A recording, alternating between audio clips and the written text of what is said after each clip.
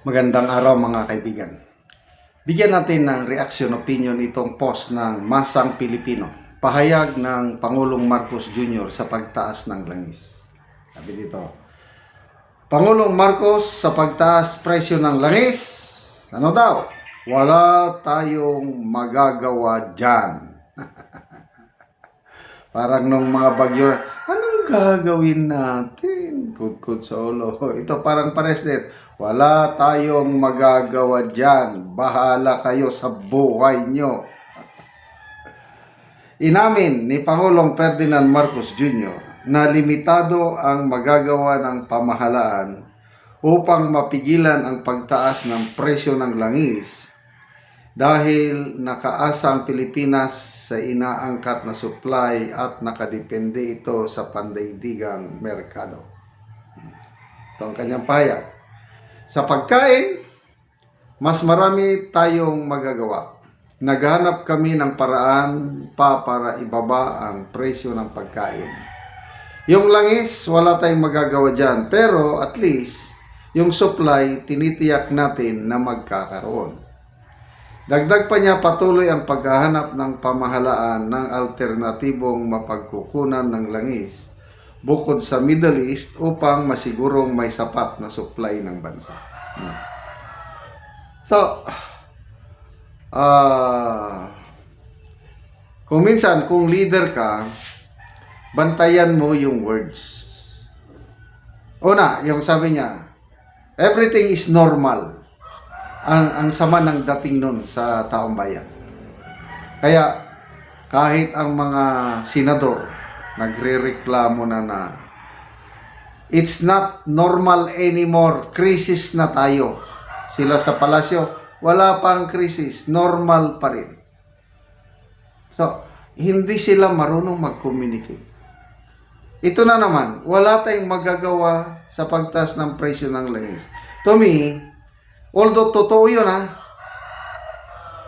totoo yun. Kaya lang, dapat kung ikaw ang leader ng bansa na hirap na, negative ang dating ng ganong mga statements. Find other words to say the same message. Kaya lang, wala na tayong parang inaamin mo, mahina kang Example, ang gobyernong ito, gagawin ang lahat para maibsan ang paghirap ng Pilipino. Kagaya ng ginawa ni Tatay Digong nung pandemic. Di ba mas mahirap pa yun?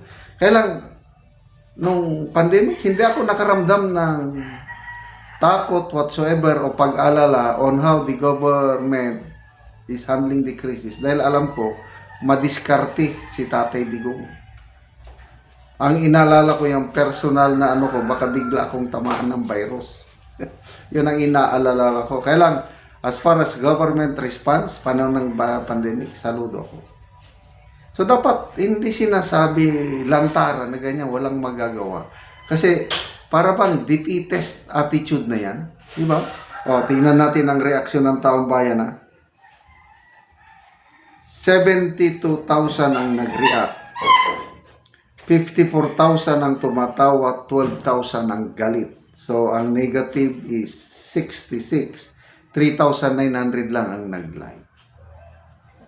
Kaya, it's not a good way of communicating yung sitwasyon na walang magagawa. Mahinang leadership ang Ivan Ray, sabi niya, di ko ma-imagine paano na lang kung nagkataon na yung COVID tumama sa term niya. Aray tayo lahat. Merong isang bata.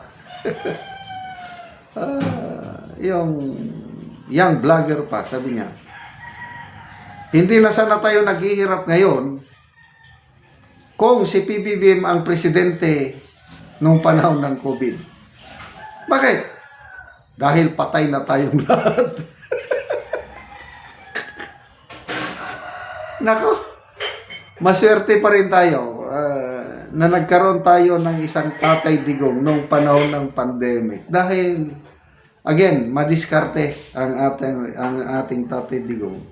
Nakakamiss yung kahit ngayong yung Marawi seeds. Delikado rin yun. Biro mo yan? Nung pumutok ang Marawi seeds, nandun sa Russia ang Pangulo, nag-state visit. Kinansel niya kaagad yung ano. Hindi niya na tinapos ang state visit niya. Uwi kaagad. Pagdating, martial law in Mindanao, mga ganun ba, mabilis. Yung utak niya naglalaro ganun, martial law in Mindanao.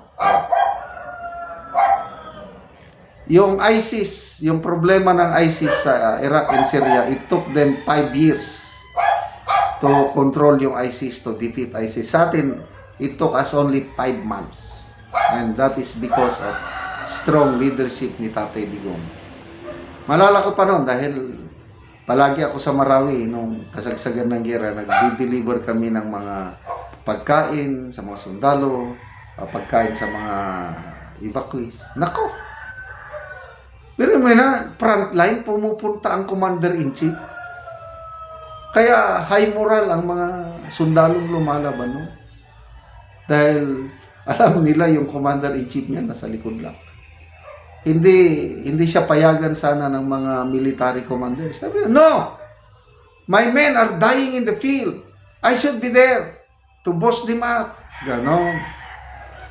Kung ito pang presidente na ngayon, siya ang nag-handle ng Marawi seeds at saka COVID-19, I don't know. Nasaan na tayo? Francisco, tunito niladang langis, X. tunito niladang pansit. Yes. Wala na. Ben Gonzales, kahit anong mangyari, BBM is the best.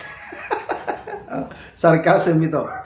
President, si BBM naging inspirasyon ng kapitbahay naming may polio 10 years na di siya makalakad, pero nung makita niya si BBM sa TV, pinilit niyang tumayo at lumakad upang abutin ng TV para maitapon sa labas. Ay, naku. Tawanan mo ang iyong problema. Ganun na lang. Nagkaroon tayo ng presidenteng ganyan eh. Salamat mga kaibigan sa inyong pagsubaybay sa ating channel. Nakakatulong kayo ng malaki sa tribong Talandig ng Bukidnon dahil ang income natin sa channel na ito is pantulong po sa tribo. Namimigay tayo ng libreng yero at pako para makapagpatayo sila ng mas maayos na tirahan. Kaya panoorin ninyo ang video na ito.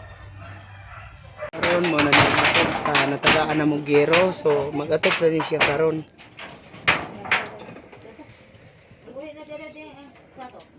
So mga buslot na gyud. So pag isplastipan lang gani ang uban. So mo na ni ang gero nga among gihatag.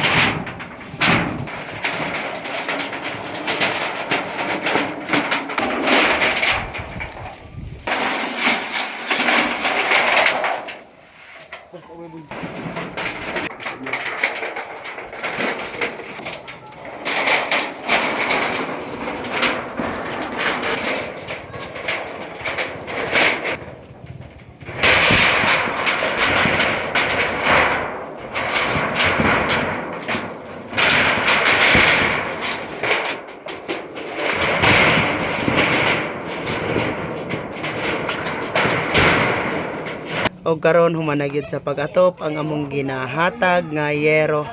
So napulihan na gyud tong mga buslot na nga ilang atop ganina. So maayo na gyud nga tan-awon. Maingod ko sa tanan. Ako dako kaayo ko pasalamat unang-una, dako ako pasalamat sa Ginoo nga dunay tawo nga instrumento nga iyang gihimo nga isip ako usa nga nagkinahanglan iya kong natabangan og ako manghinaot nga daghan pang mga sama nako nga nagkinahanglan nga mahatagan gihapon. Daghang salamat. So pila na dito ka tuig ang imong atop nga yero nga buslot na? Almost 11 years. 11 years. Sa nga naman sa 11 years wala gid ka nakapuli og atop para lang unta mapulian.